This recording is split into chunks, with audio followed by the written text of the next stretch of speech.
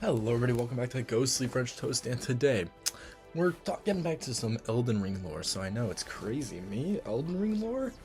And we're talking about, not specifically Elden Ring itself, we're talking about its more spiritual successor, Night Rain. Elden Ring Night Rain. And the final boss, which I personally think is the coolest boss in the game, Heolster. So, basics as always. Final boss in Night Rain, controls the knight itself in the description of the boss fight before you fight him. Talks about how he's basically the aspect of the knight, and the first phase of the fight is aspect of the knight. So this is the physical embodiment of knight and just everything itself. Two different phases, as I said, where a lot of these bosses have two separate phases, but by phases I mean two separate health bars. And Heolster is the only boss that has two different health bars. And also, by the way, a little fun fact, Gladius is also his dog, and Gladius's item description, or, relic description, it talks about how, oh yeah, this guy, one of the knights, actually his dog, in the Everdark version, Gladius uses Heolster's attack. Pre-shattering, so all we know from that was from Heolster that he was a warrior from the unknown land. He tried to protect the kingdom and he failed. Like, he got defeated by some other warrior from a different kingdom. We don't know any specific, but there's some theories about it being Godfrey. Godfrey coming in and kicking his ass, but I don't know. Cause I'll discuss my theory and once I finish this slide. But after a while, his body fell to ruin during the rain and just kind of sunk. And he kind of went into a deep slumber. He was like, fuck this shit, I'm going to bed. But I don't think it was any significant character from Elden Ring base game. Reason being, Heolster is very similar to this idea of Soul of Cinder, where it's like this embodiment of something. It's not like a character.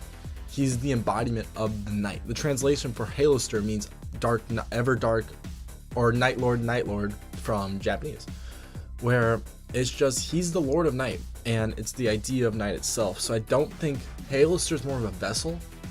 So I think he's just a guy. He's a guy who got some crazy ass powers from the night. Just right place, right time. Then the birth of the night itself happened during the shattering itself. So we do know the shattering did start and then the night came. Lands Between split into two, and Heolster was like, what the fuck? Now he's up and at him, caught wreaking havoc. Called upon the night and its rain to basically wash everything that stood in its way. So no one could stop him. And they tried, because we know in his first phase of his boss fight, we see all the previous owners of the characters, their weapons impaled in Heolster. So there was some kind of conflict, and he is wrapped around with holy bindings. Another really important connection when talking about Heolster himself is the connection to the Nox. So just a little refresher, Nox are people, the underground people from Elden Ring. Not to sound racist, but they are the underground people. And they were basically banished after trying to basically usurp America, and they were banished down there, and they created the Night Lords, and they have the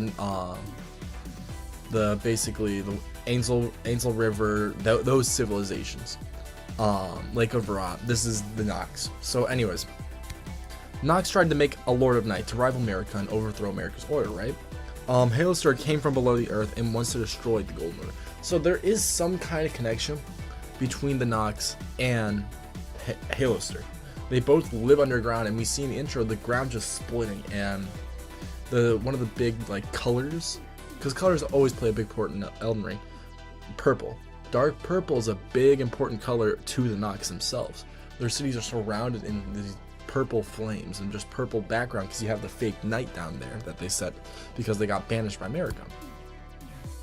Another important thing just to highlight is the place in timeline. I believe it takes place in a small pocket of the main timeline, even though they said, oh yeah, it's its own separate story. I don't believe them. I believe this is canonically some part within the main timeline, and we're gonna see this in, who knows, like in Elden Ring 2. We don't know what's gonna happen, but I think there's gonna be something happen. So we know when the shattering happened, the world just kind of split and fell apart. So what I think happened, there's the main timeline, and there's a small, because we do know in some item description it was like a blip, But for the Night Farers, it was more than a blip, if that makes sense. It was generations upon generations, but in this time, it was a blip in time. And we see at the end of the game, Night Lord wakes up, he walks away, and the land between is still the land between. So the Erdtree wasn't dead. The Erdtree wasn't forgotten. The Erdtree was still there. But yeah, after I said Night Lord, it goes back to normal. So that idea of like, oh yes, the Erdtree's long ago, it's dead. No, it's not. It's still there. So that's my theory why it's a little pocket dimension. Wilder is Heolster time loop. That's something also I think that's pretty important to acknowledge. Trying to save his sister, Wilder becomes Heolster because since his sister is basically trapped or the Duchess was trapped within the Round Table. When they beat the Heolster, the Round Table ceases to exist. So therefore, she would also cease to exist. So in order to stop that, Wilder became Heolster in order to continue the cycle. So his sister wouldn't die. Uses broken greatsword, could be the Wilder.